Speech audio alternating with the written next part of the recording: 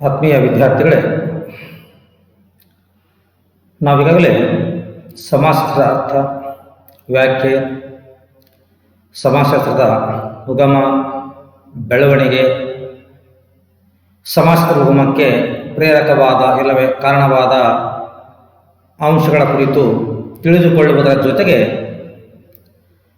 ಸಮಾಸಶಾಸ್ತ್ರವು ಹೊಂದಿರುವಂಥ ಸ್ವರೂಪವನ್ನು ಇಲ್ಲವೇ ಅದರ ಗುಣಲಕ್ಷಣಗಳನ್ನು ಅರ್ಥೈಸಿಕೊಳ್ಳುವ ಪ್ರಯತ್ನವನ್ನು ಮಾಡುತ್ತಿದ್ದು, ಈಗಾಗಲೇ ನಾವು ಕಳೆದ ಅವಧಿಯಲ್ಲಿ ಸಮಾಸಶಾಸ್ತ್ರದ ಸ್ವರೂಪದ ಕುರಿತಂತೆ 4 ಲಕ್ಷಣಗಳನ್ನು ನಾವು ಕಳೆದ ಅವಧಿಯಲ್ಲಿ ಅರ್ಥೈಸಿಕೊಂಡಿದ್ದು, ಈ ಅವಧಿಯಲ್ಲಿ ಮುಂದುವರಿದು ಉಳಿದ ಲಕ್ಷಣಗಳನ್ನು ಅರ್ಥೈಸಿಕೊಳ್ಳುವ ಒಂದು ಪ್ರಯತ್ನವನ್ನು ಮಾಡೋಣ ವಿದ್ಯಾರ್ಥಿಗಳು.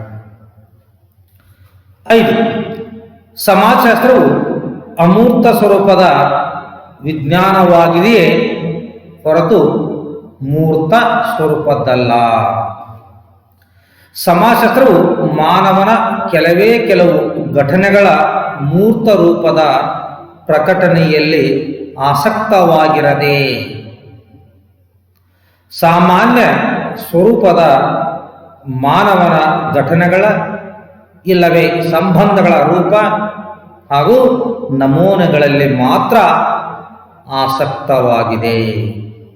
ಉದಾಹರಣೆಗೆ, ಸಮಾಜಶಾಸ್ತ್ರವು ಇತಿಹಾಸದಂತೆ ಯಾವುದೇ ಒಂದು ಯುದ್ಧ ಇಲ್ಲವೇ ಕ್ರಾಂತಿಗಳಲ್ಲಿ ಆಸಕ್ತವಾಗಿಲ್ಲ. ಆದರೆ ಯುದ್ಧ ಇಲ್ಲವೇ ಕ್ರಾಂತಿಗಳನ್ನು ವಿದ್ಯಮಾನಗಳೆಂದು ಪರಿಭಾವಿಸಿ ಅವುಗಳ ಸಾಮಾನ್ಯ ಸ್ವರೂಪವನ್ನು ಅಧ್ಯಯನ ಮಾಡುತ್ತದೆ. ಅಂತೆಯೇ ಸಮಾಜಶಾಸ್ತ್ರವನ್ನು ಒಂದು ಅಮೂರ್ತ ಸ್ವರೂಪದ ವಿಜ್ಞಾನವಾಗಿದೆ ಹೊರತು ಮೂರ್ತ ಸ್ವರೂಪದ ವಿಜ್ಞಾನವಾಗಿಲ್ಲ ಎನ್ನಲಾಗುತ್ತದೆ. ಇಲ್ಲಿ ಸಮಾಜಶಾಸ್ತ್ರವು ಅಮೂರ್ತ ಸ್ವರೂಪದ ವಿಜ್ಞಾನವಾಗಿದೆಯೇ ಹೊರತು ಮೂರ್ತ ಸ್ವರೂಪದ್ದಲ್ಲ.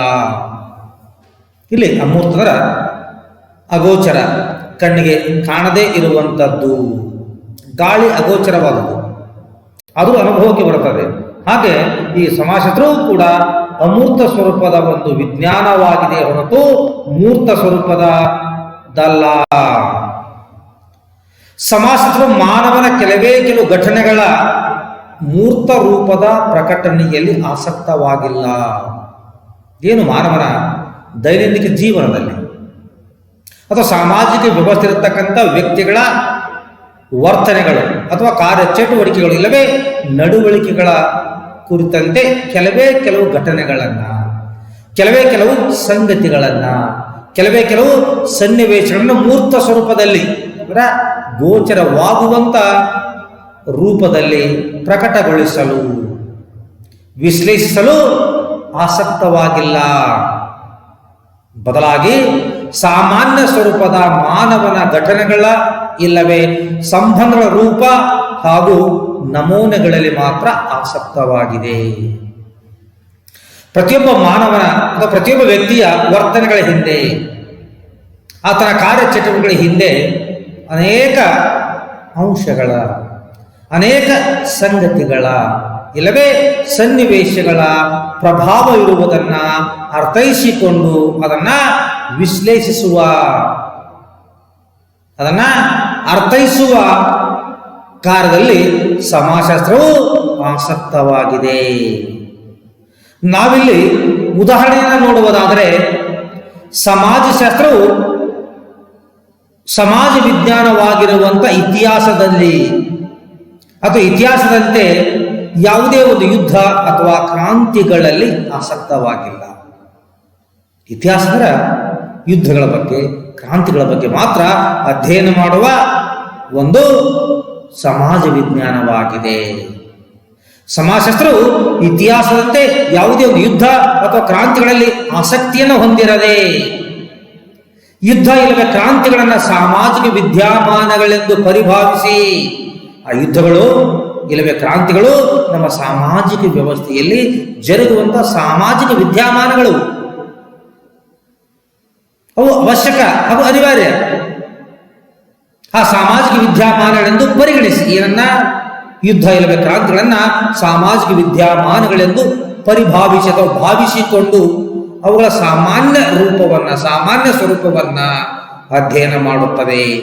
ನಮ್ಮ ಸಾಮಾಜಿಕ ವ್ಯವಸ್ಥೆಯಲ್ಲಿ ಯುದ್ಧ ಜರುಗಲು ಕಾರಣಗಳೇನು ಅಥವಾ ಕ್ರಾಂತಿಗಳು ಉಂಟಾಗಲು ಕಾರಣಗಳೇನು, ಅವುಗಳು ಬೀರಬಹುದಾದಂತಹ ಪರಿಣಾಮಗಳೇನು, ಅವುಗಳು ಘಟಿಸಿದ ನಂತರ ಸಾಮಾಜಿಕ ವ್ಯವಸ್ಥೆಯಲ್ಲಾಗುವಂತ ಪರಿವರ್ತನೆ ಅಥವಾ ಬದಲಾವಣೆಗಳೇನು ಎಂಬುದರ ಬಗ್ಗೆ ಸಾಮಾನ್ಯ ಸ್ವರೂಪದಲ್ಲಿ ಸಮಾಜಶಾಸ್ತ್ರವು ಅಧ್ಯಯನ ಮಾಡುತ್ತದೆ. ಅಂತೆಯೇ ನಾವು ಸಮಾಜಶಾಸ್ತ್ರವನ್ನು ಒಂದು ಅಮೂರ್ತ ಸ್ವರೂಪದ ವಿಜ್ಞಾನವಾಗಿದೆಯೇ ಹೊರತು ಅದೊಂದು ಮೂರ್ತ ಸ್ವರೂಪದ ವಿಜ್ಞಾನವಾಗಿಲ್ಲ ಎನ್ನುತ್ತೇವೆ ಅಥವಾ ಎನ್ನಲಾಗುತ್ತದೆ. 6. ಸಮಾಜಶಾಸ್ತ್ರವು ಸಾಮಾನ್ಯೀಕರಣಗೊಳಿಸುವ ವಿಜ್ಞಾನವಾಗಿದೆಯೇ ಹೊರತು ವೈಯಕ್ತೀಕರಣ ಮಾಡುವ ವಿಜ್ಞಾನವಲ್ಲ. ಸಾಮಾಜಿಕ ಜೀವನದಲ್ಲಿ ಸಂಭವಿಸುವ ಪ್ರತಿಯೊಂದು ಘಟನೆಯನ್ನು ಅಧ್ಯಯನ ಮಾಡುವುದು ಯಾವುದೇ ವಿಜ್ಞಾನಕ್ಕೆ ಸುಲಭವಲ್ಲ ಮತ್ತು ಅಂತಹ ಗೋಜಿಗೆ ಸಮಾಜಶಾಸ್ತ್ರವೂ ಕೂಡ ಹೋಗುವುದಿಲ್ಲ. ಸಾಮಾಜಿಕ ಜೀವನದ ಕೆಲವು ಘಟನೆಗಳನ್ನು ಆಯ್ದುಕೊಂಡು ಅವುಗಳ ಆಧಾರದ ಮೇಲೆ ಕೆಲವು ಸಾಮಾನ್ಯ ನಿಯಮ ಇಲ್ಲವೇ ತತ್ವಗಳನ್ನು ರೂಪಿಸುತ್ತದೆ. ಉದಾಹರಣೆಗೆ, ಸಾಮಾಜಿಕ ಬದಲಾವಣೆಯು ಆದಿವಾಸಿ ಮತ್ತು ಗ್ರಾಮೀಣ ಸಮುದಾಯಗಳಿಗಿಂತಲೂ ನಗರ ಸಮುದಾಯಗಳಲ್ಲಿ ತ್ವರಿತವಾಗಿ ಸಂಭವಿಸುತ್ತದೆ ಎಂಬುದನ್ನು ಸಾಮಾನ್ಯೀಕರಣಗೊಳಿಸುತ್ತದೆ. ವಿದ್ಯಾರ್ಥಿಗಳು, ಇಲ್ಲಿ ಸಮಾಜಶಾಸ್ತ್ರವು ಸಾಮಾನ್ಯೀಕರಣಗೊಳಿಸುವ ವಿಜ್ಞಾನವಾಗಿದೆ ಹೊರತು ಅದು ವೈಯಕ್ತೀಕರಣ ಮಾಡುವ ವಿಜ್ಞಾನವಲ್ಲ. ಸಾಮಾಜಿಕ ಜೀವನದಲ್ಲಿ ಸಂಭವಿಸುವ ಪ್ರತಿಯೊಂದು ಘಟನೆಯನ್ನ ಅಧ್ಯಯನ ಮಾಡುವುದು ಯಾವುದೇ ವಿಜ್ಞಾನಕ್ಕೆ ಸುಲಭವಲ್ಲ. ನಮ್ಮ ದೈನಂದಿನ ಜೀವನದಲ್ಲಿ ಸಾಮಾಜಿಕ ವ್ಯವಸ್ಥೆಯಲ್ಲಿ ಹಲವಾರು ಘಟನೆಗಳು ಜರುಗುತ್ತವೆ.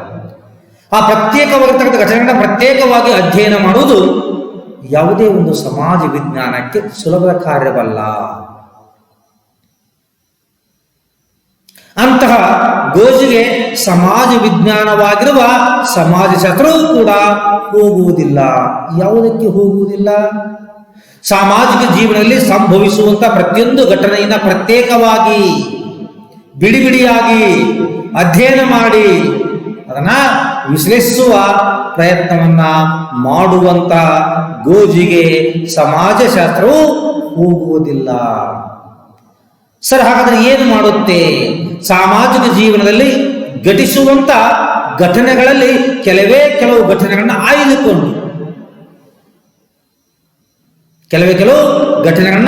ಆಯ್ದುಕೊಂಡು ಅವುಗಳ ಆಧಾರದ ಮೇಲೆ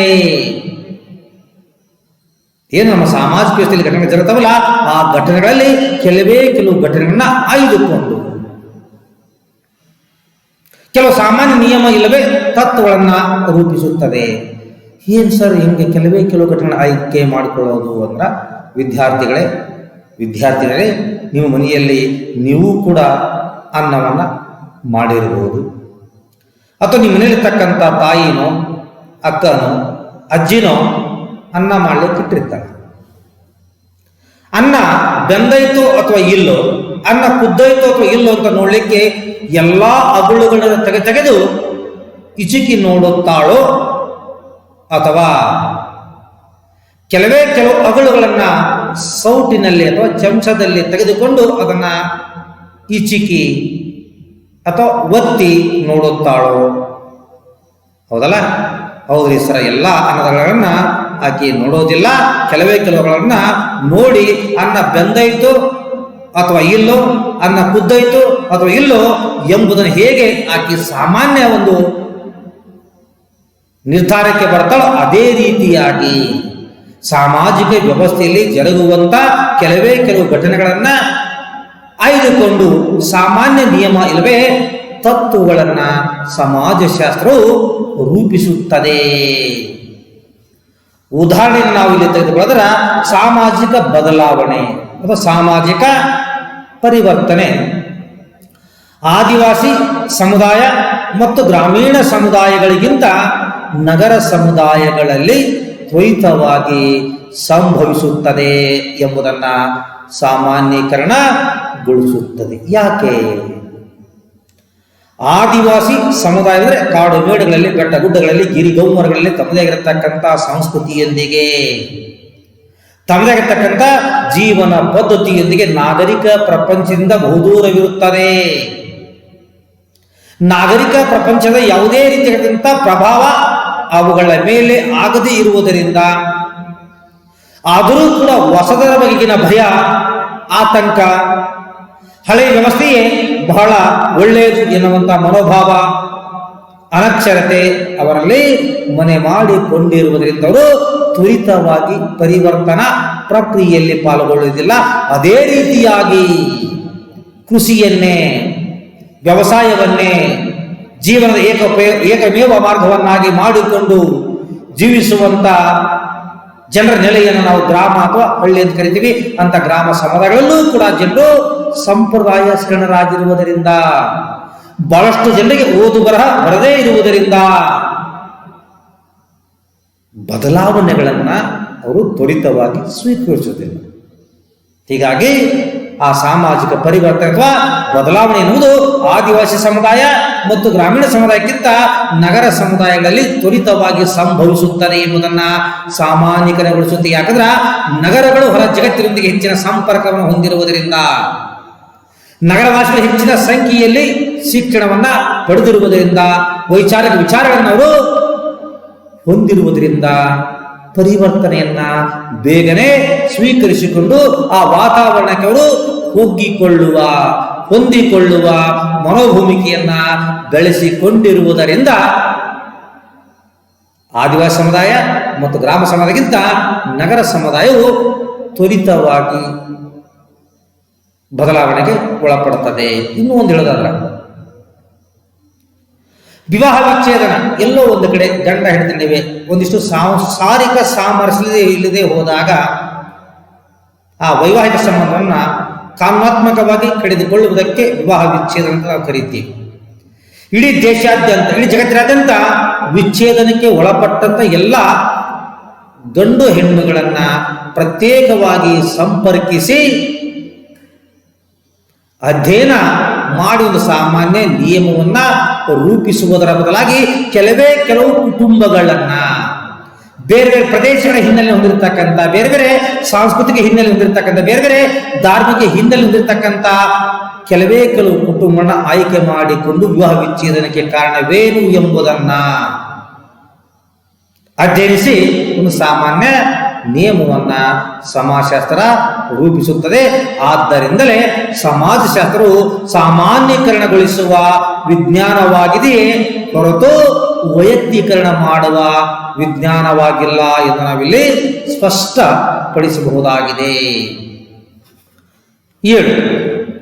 ಸಮಾಜಶಾಸ್ತ್ರವು ಒಂದು ಸಾಮಾನ್ಯ ಸಮಾಜ ವಿಜ್ಞಾನವಾಗಿದೆಯೇ ಹೊರತು ವಿಶೇಷ ವಿಜ್ಞಾನವಾಗಿಲ್ಲ. ಸಮಾಜಶಾಸ್ತ್ರವು ಒಂದು ಸಾಮಾನ್ಯ ಸಮಾಜ ವಿಜ್ಞಾನವಾಗಿದೆಯೇ ಹೊರತು ಅದೊಂದು ವಿಶೇಷ ವಿಜ್ಞಾನವಾಗಿಲ್ಲ. ಅಂದರೆ ಇತರೆ ಸಮಾಜ ವಿಜ್ಞಾನಗಳಾದ ಇತಿಹಾಸವು ಗತಿಸಿದ ಘಟನಾವಳಿಗಳ ಕುರಿತು, ಅರ್ಥಶಾಸ್ತ್ರವು ಆರ್ಥಿಕ ಚಟುವಟಿಕೆಗಳ ಕುರಿತು, ರಾಜ್ಯಶಾಸ್ತ್ರವು ರಾಜಕೀಯ ಸಂಗತಿಗಳ ಕುರಿತು ಮಾತ್ರ ಅಧ್ಯಯನ ಮಾಡುವ ವಿಶೇಷ ವಿಜ್ಞಾನಗಳಾಗಿವೆ.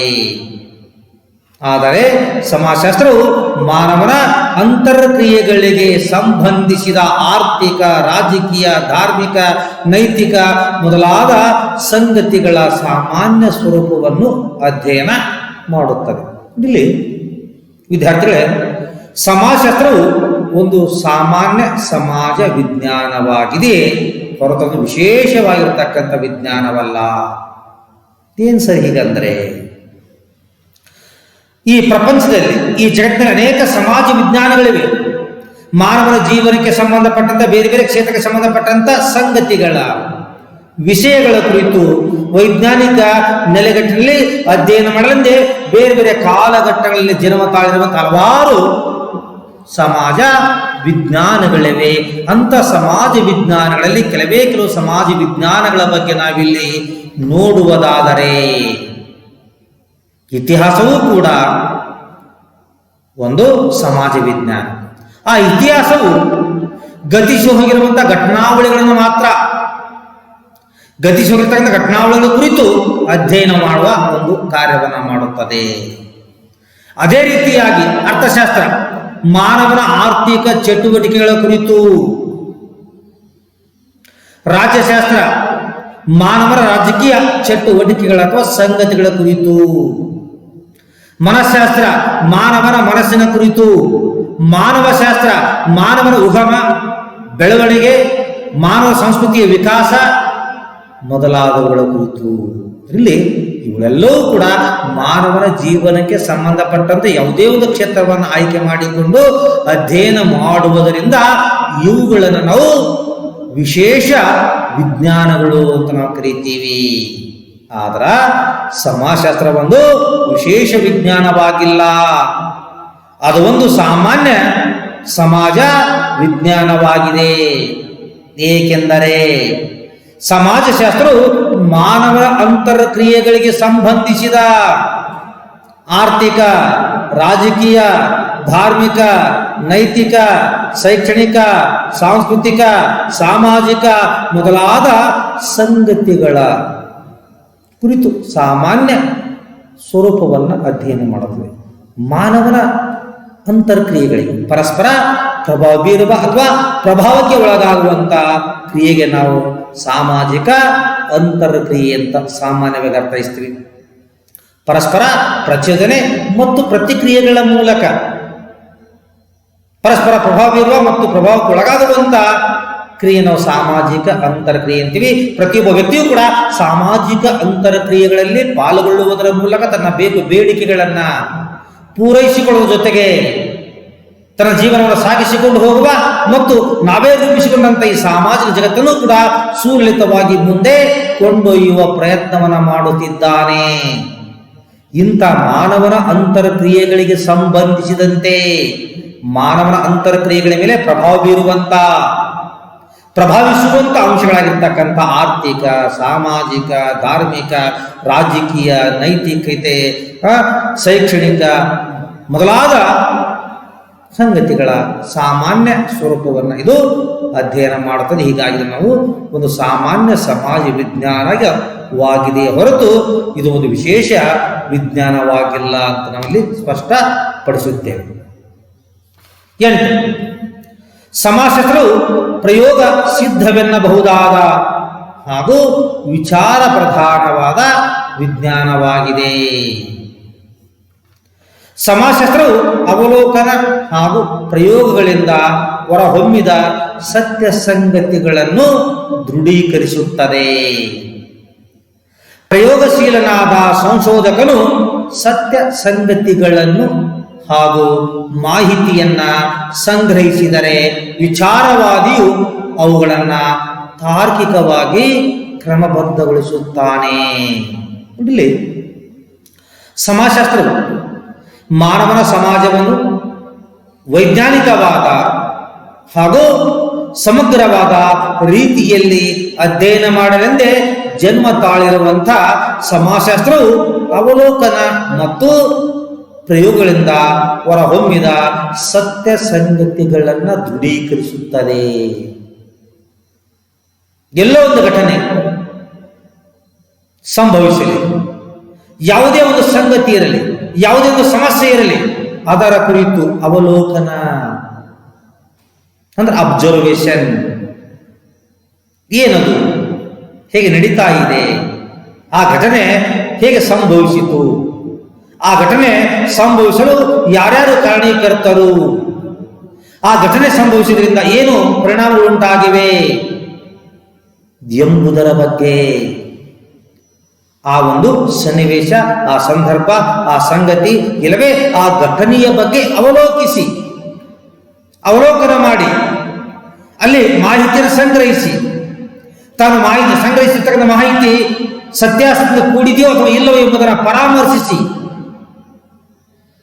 ಅದನ್ನ ಪ್ರಯೋಗಕ್ಕೆ ಒಳಪಡಿಸಿ ಹೊರಹೊಮ್ಮಿದ ಸತ್ಯ ಸಂಗತಿಗಳನ್ನು, ವಾಸ್ತವಿಕ ಸಂಗತಿಗಳನ್ನು ಮಾತ್ರ ದೃಢೀಕರಿಸುತ್ತದೆ. ಊಹಾತ್ಮಕ ಆದರ್ಶಾತ್ಮಕವಾಗಿರ್ತಕ್ಕಂಥ ಸಂಗತಿಗಳನ್ನ ಸಮಾಜಶಾಸ್ತ್ರ ಏನು ಒಪ್ಪಿಕೊಳ್ಳುವುದಿಲ್ಲ. ಯಾಕಂದ್ರ ಇದು ವೈಜ್ಞಾನಿಕ ವಿಧಾನಗಳನ್ನ ಬಳಸಿಕೊಂಡು ಮಾನವನ ಸಾಮಾಜಿಕ ಜೀವನದ ಸಂಗತಿಗಳನ್ನ ಅಧ್ಯಯನವನ್ನ ಮಾಡುತ್ತಿರುವುದರಿಂದ ಸಮಾಜಶಾಸ್ತ್ರವು ಅವಲೋಕನ ಹಾಗೂ ಪ್ರಯೋಗಗಳಿಂದ ಹೊರಹೊಮ್ಮಿದ ಸತ್ಯ ಸಂಗತಿಗಳನ್ನ ಮಾತ್ರ ದೃಢೀಕರಿಸುತ್ತದೆ. ಪ್ರಯೋಗಶೀಲನಾದ ಸಂಶೋಧಕನೊಬ್ಬನು ಸತ್ಯ ಸಂಗತಿಗಳನ್ನು ಹಾಗೂ ಮಾಹಿತಿಯನ್ನು ಸಂಗ್ರಹಿಸಿದರೆ, ಪ್ರಯೋಗಶೀಲನಾದ ಸಂಶೋಧಕನೊಬ್ಬನು ಸತ್ಯ ಸಂಗತಿಗಳನ್ನು ಅಂದ್ರೆ ವಾಸ್ತವಿಕ ಸಂಗತಿಗಳು ನೋಡಲು, ಸ್ಪರ್ಶ ಮಾಡಲು, ತಿಳಿಯಲು ಅಥವಾ ಅನುಭವಕ್ಕೆ ಬರಲು ಸಾಧ್ಯವಿರುವಂತ, ಕಣ್ಣಿಗೆ ಕಾಣದೆ ಹೋದ್ರೂ ಕೂಡ ನಮ್ಮ ಅನುಭವಕ್ಕೆ ಬರಬಹುದು. ಗಾಳಿ ನಮ್ಮ ಕಣ್ಣಿಗೆ ಕಾಣೋದಿಲ್ಲ, ಅದರ ಸ್ಪರ್ಶ ಆಗುತ್ತೆ.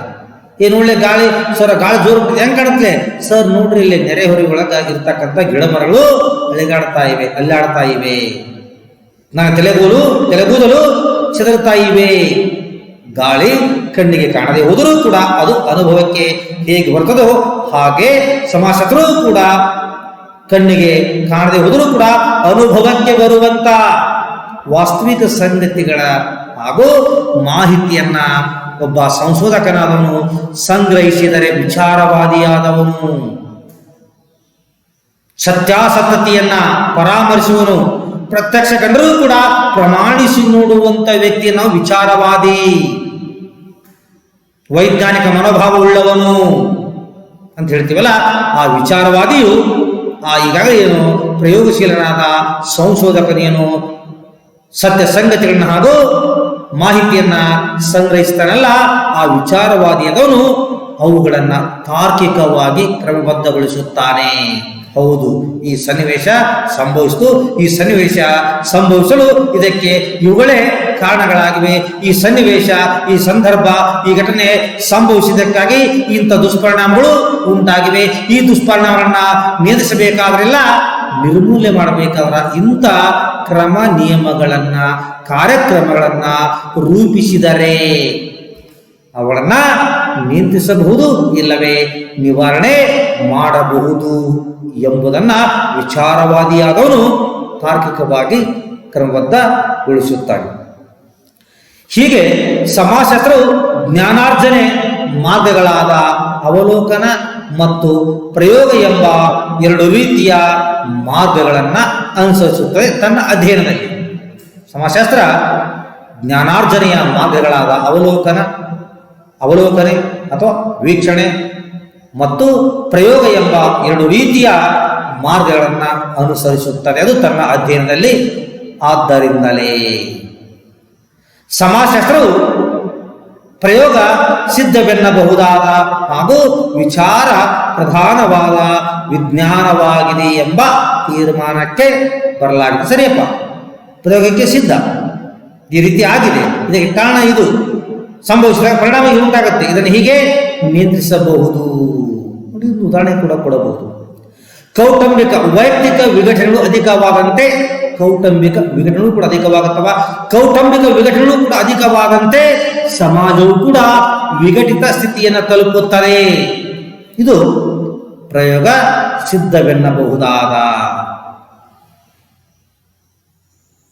ಹಾಗೂ ವಿಚಾರ ಪ್ರಧಾನವಾದ ವಿಜ್ಞಾನ ಅಂತ ಹೇಳಬಹುದು. ಅಷ್ಟೇ ಅಲ್ಲ, ಮಕ್ಕಳನ್ನ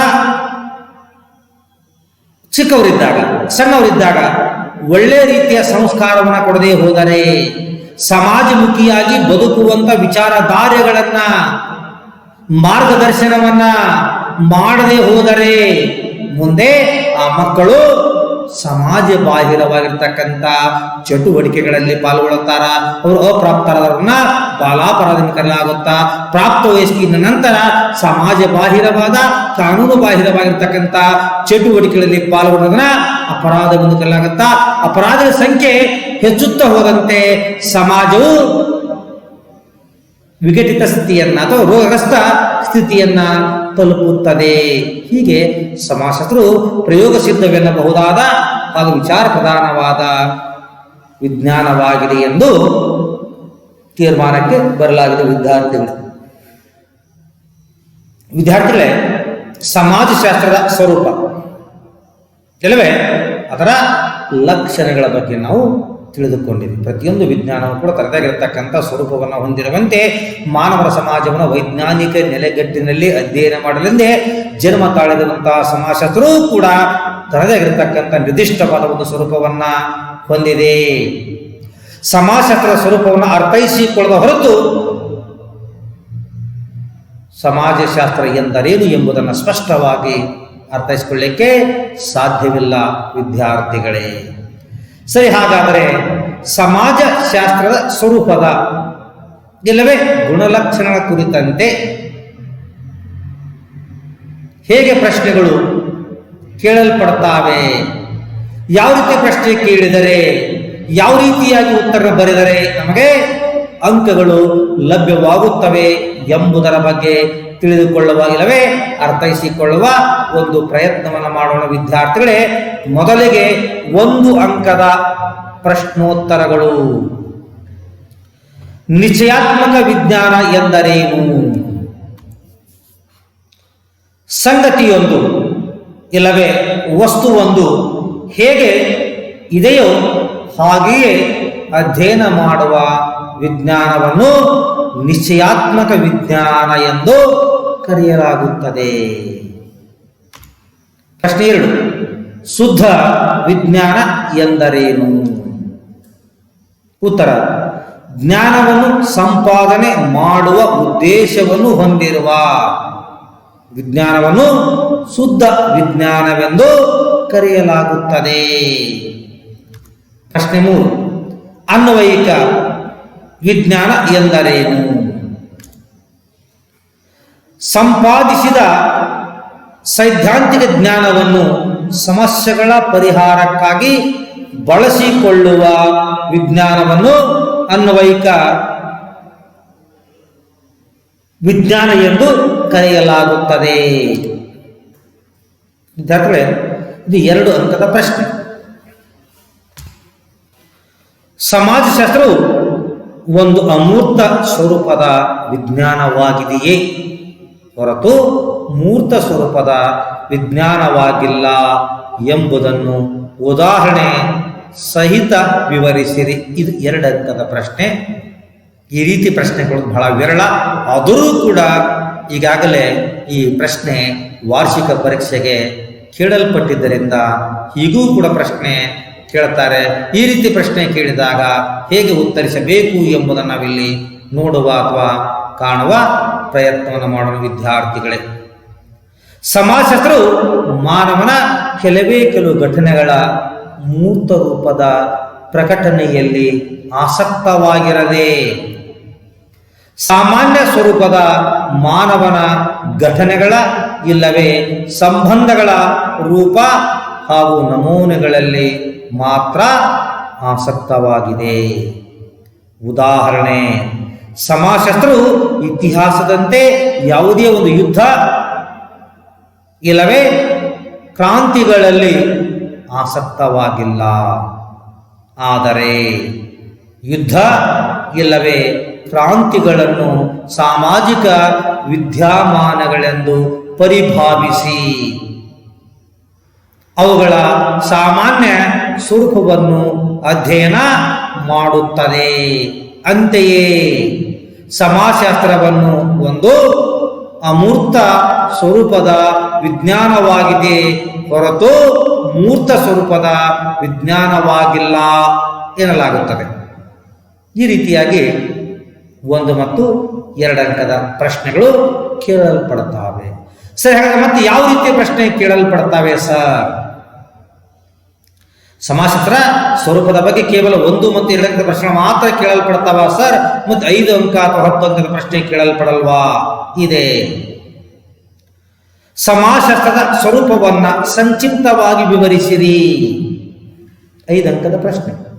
ಸಮಾಜಶಾಸ್ತ್ರದ ಸ್ವರೂಪವನ್ನ ಸಂಕ್ಷಿಪ್ತವಾಗಿ ವಿವರಿಸಿರಿ ಎಂಬ ಪ್ರಶ್ನೆ 5 ಅಂಕಕ್ಕೆ ಬಿಟ್ರೆ, ಸಮಾಜಶಾಸ್ತ್ರ ಎಂದರೇನು, ಅದರ ಸ್ವರೂಪವನ್ನ ವಿವರಿಸಿರಿ ಸಮಾಜಶಾಸ್ತ್ರ ಎಂದರೇನು, ಅದರ ಲಕ್ಷಣಗಳನ್ನ ವಿವರಿಸಿ ಅಂತ 10 ಅಂಕದ ಪ್ರಶ್ನೆ ನಿಮಗೆ ಕೇಳಲ್ಪಡುತ್ತದೆ ವಿದ್ಯಾರ್ಥಿಗಳೇ.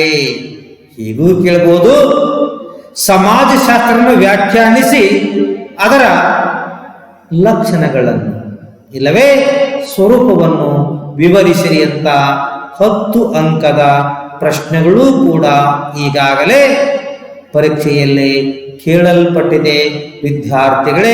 ಹೀಗಾಗಿ ಸಮಾಜಶಾಸ್ತ್ರದ ಸ್ವರೂಪ ಇಲ್ಲವೇ ಲಕ್ಷಣಗಳ ಮೇಲೆ 1 ಅಂಕದ ಪ್ರಶ್ನೆ, 2 ಅಂಕದ ಪ್ರಶ್ನೆ, 5 ಅಂಕದ ಪ್ರಶ್ನೆ ಹಾಗೂ 10 ಅಂಕದ ಪ್ರಶ್ನೆಗಳು ನಿಮಗೆ ಪರೀಕ್ಷೆಯಲ್ಲಿ ಕೇಳಲ್ಪಡ್ತಾವೆ. ಇದು ಗಮನದಲ್ಲಿ ಇರಬೇಕು ವಿದ್ಯಾರ್ಥಿಗಳೇ. ಇಲ್ಲಿಗೆ ನಾವು ಈ ತರಗತಿಯನ್ನ ಮುಕ್ತಾಯಗೊಳಿಸೋಣ.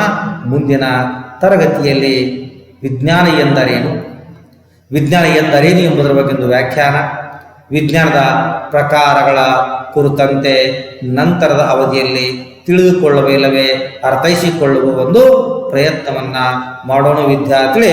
ಇಲ್ಲಿಗೆ ಈ ತರಗತಿಯನ್ನ ಮುಕ್ತಾಯಗೊಳಿಸುತ್ತೇನೆ.